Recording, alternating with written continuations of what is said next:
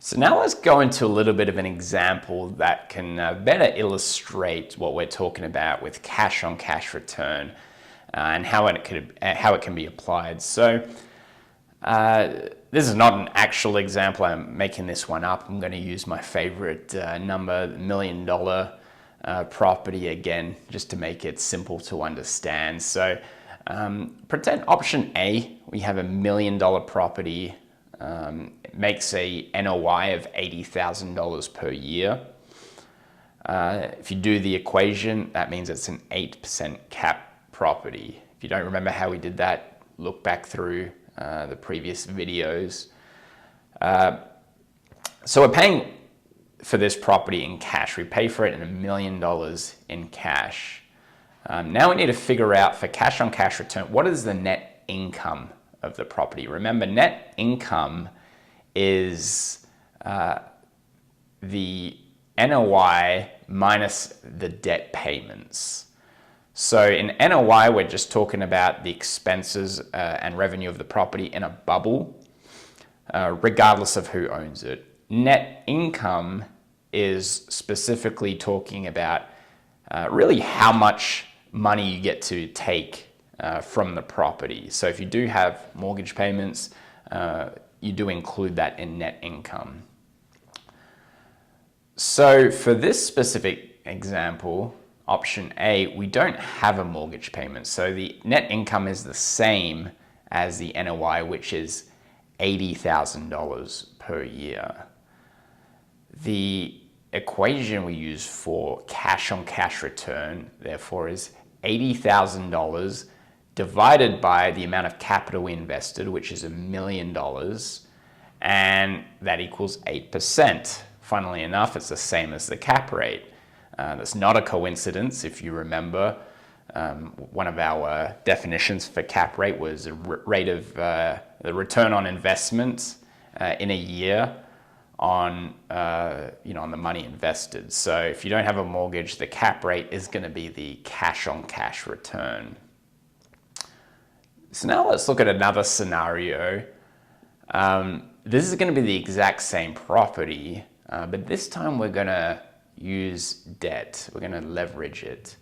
So same deal, $1 million, but this time we're going to get a loan for 75% of the purchase price. So $750,000 of this property we're going to be financing, and it's going to be an interest-only loan at 6% rate.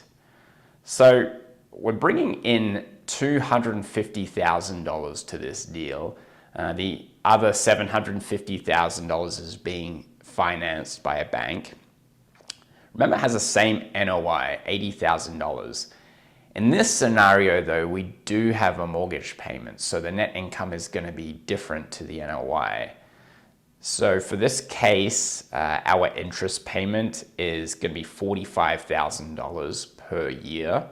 That's really 6% of $750,000 if you are following along with the math.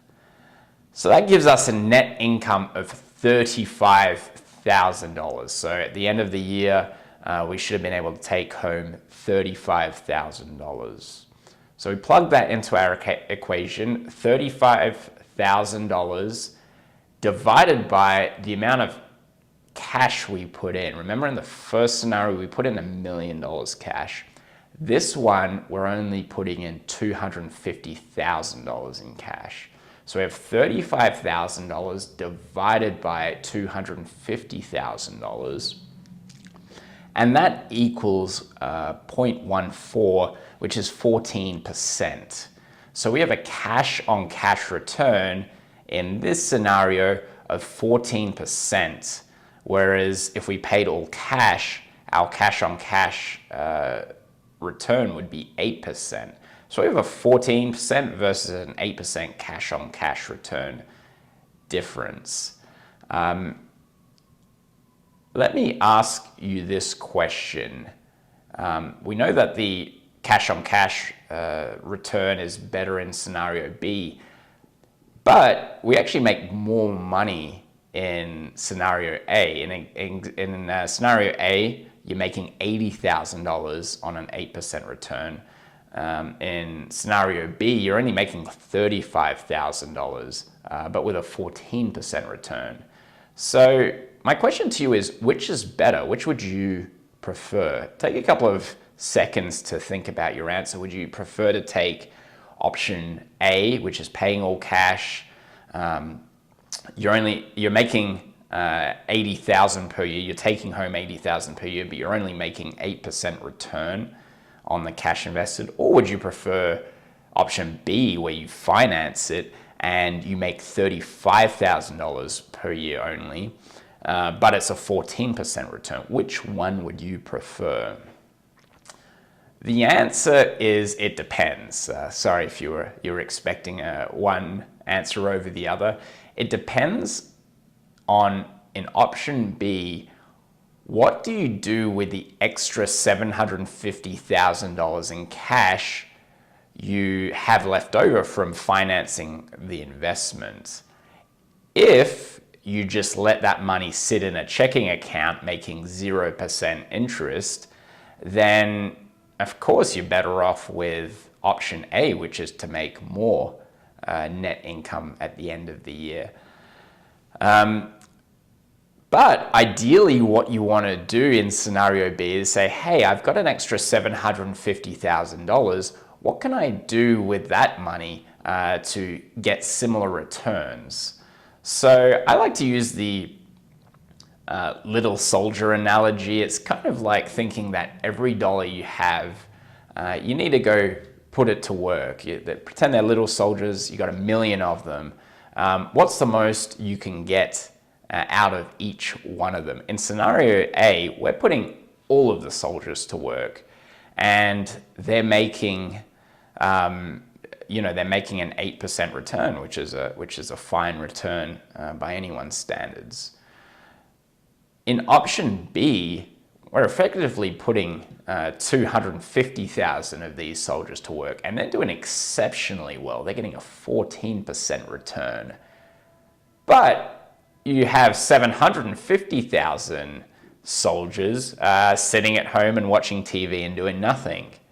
So if you balance those out, you're actually going to be better off with option A. So the goal is you want to put each one of these soldiers to work, ideally making as high of cash on cash returns as possible. So what you want to do with option B is to say, hey, I found this one building that's returning a 14% cash on cash return. Let's see if we can find 3 other identical buildings. So let's go through that thought exercise. We find 3 other identical buildings. Each one of them is $1 million. Each one of them requires $250,000 down payment. So we use up the entire $1 million. Each one of them has an NOI of $80,000. So if you times that by 4, we have $320,000. But each one of them also has a mortgage payment of $45,000. So our net income ends up being $35,000 times 4, which is $140,000. So in this scenario, now we're making $140,000 versus in scenario A, paying all cash for one building makes us $80,000. So if we do this, all of the money now, the whole $1 million is making that 14% return. It's making $140,000 net income instead of $80,000 with the same $1 million per that we've deployed at the start of the property. So simple example, play around with it a little bit, the numbers, try different NOIs and interest rates and how much money you actually put down. It doesn't have to be 25%. But work out to get to that end goal of cash on cash return and see what's the most you can get in each scenario.